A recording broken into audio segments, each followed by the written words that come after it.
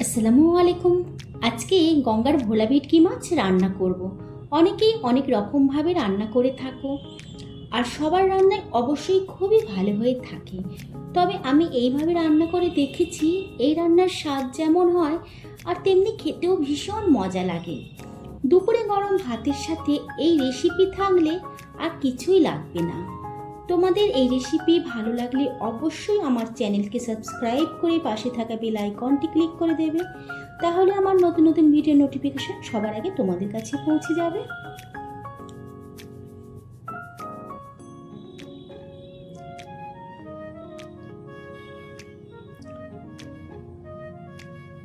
অসাধারণ একটা মাছের রেসিপি তোমাদের সাথে শেয়ার করছি। আশা করছি তোমাদের সবাইয়ের ভালো লাগবে। মাছ প্রথমেই ধুয়ে পরিষ্কার করে নুন আর হলুদ গুঁড়ো মাখিয়ে রেখে দিয়েছিলাম। এরপর গরম তেলের মধ্যে মাছ ভেজে নিতে হবে।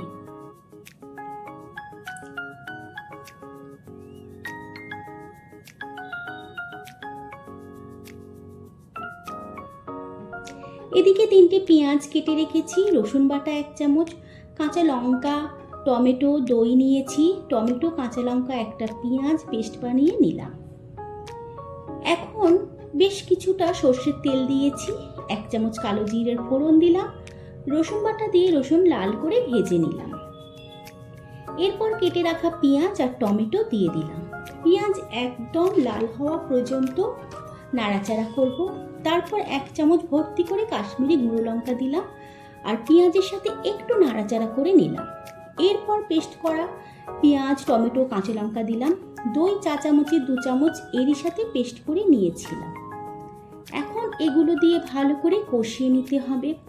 কষানোর সময় একটুও পানি ব্যবহার করব না।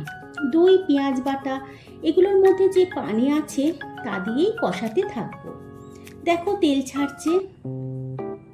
এখনো ভালো করে কষাতে থাকবো, যতক্ষণ না আঠালো ভাব হচ্ছে ততক্ষণ কষাতে থাকবো। এবার অল্প একটু পানি দিয়ে মশলা দিতে থাকবো। 1 চামচ নুন, হলুদ গুঁড়ো 1 চামচ, ধনে গুঁড়ো 2 চামচ, জিরে মরিচ গুঁড়ো 1/2 চামচ দিয়ে ভালো করে কষিয়ে নিলাম। মশলাপাতি কষানোর জন্য একটু পানি দিলাম। মশলা কষানো ভালো করে হয়ে এলে এর মধ্যে 1 চামচ চিনি দিলাম। প্রয়োজনে আবারও একটু পানি দিলাম। এখন মশলা কষানো হয়েছে, আবারও ভালো করে ফুটেও গিয়েছে। এখন এর মধ্যে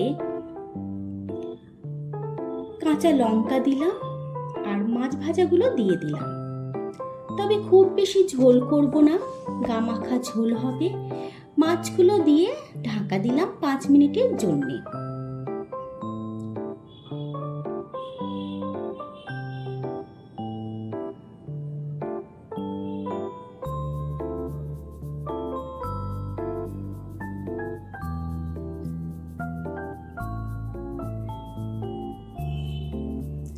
পাঁচ মিনিট পর ঢাকা খুলে কিছুটা ধনেপাতা কুচি দিলাম।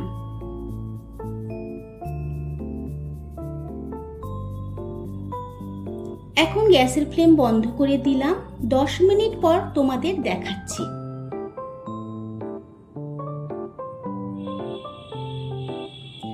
দেখো কত সুন্দর কালার এসেছে, সত্যিই খুব টেস্ট হয়েছে।